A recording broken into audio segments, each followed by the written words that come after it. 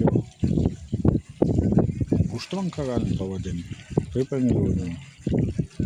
Vasarą čia pagaunam linų, karosų, auksinių netgi karosų yra, karščių didelių. Bet šiandien šiaurės rytų vėjas, tai nelabai žvejybinis. Vaikis mokinas žvejoti. Pirmą kartą pamėgė. Antros netraukiam, nes taip žiauru čia jau baigiam nušalti visas kanopas. Kol kas 0, 4 permetimai, masalų keitimai. Dabar užsidėjom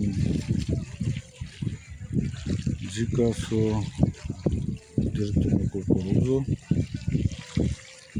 Dėjom ir kopikus. Kol kas 0. Bandelės, tai per kamerą gal taip nesimato, bet žiaurės, vėjas žiaurus. Nu, bet važiavom, pasidėkim.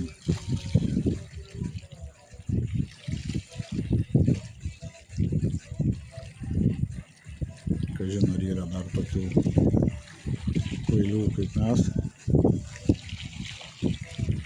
Nė vieno žvejo čia aplinkui.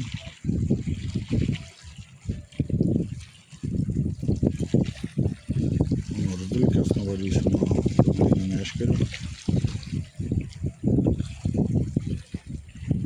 Už savaitės ketinam rimtesnį vietą važiuoti, jeigu atšils, tai prenumeruokit sūnaus video, su įdomesnių vaizdų, duosim karpiukų.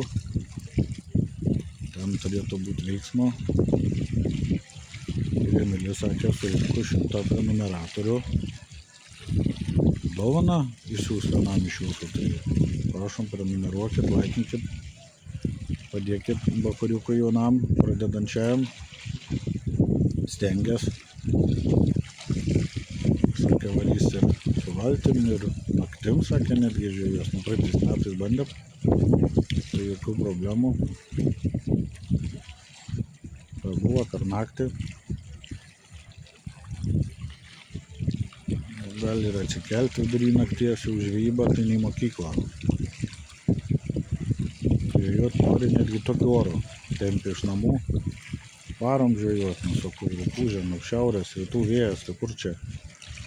Ką tu čia gali pagauti? Nesvarbu.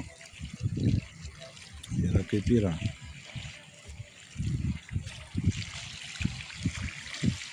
Pasidalinkit jūs, ką šiandien pagavot.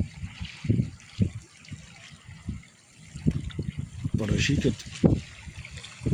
Šiandien sekmadienis, balandžio 6. Kažin ar daug čia buvo žvejoniškų Lietuvoj. Kol kas 0.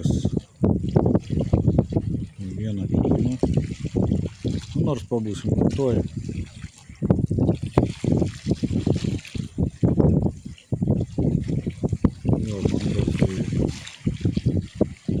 Geras bliūdas tas evers.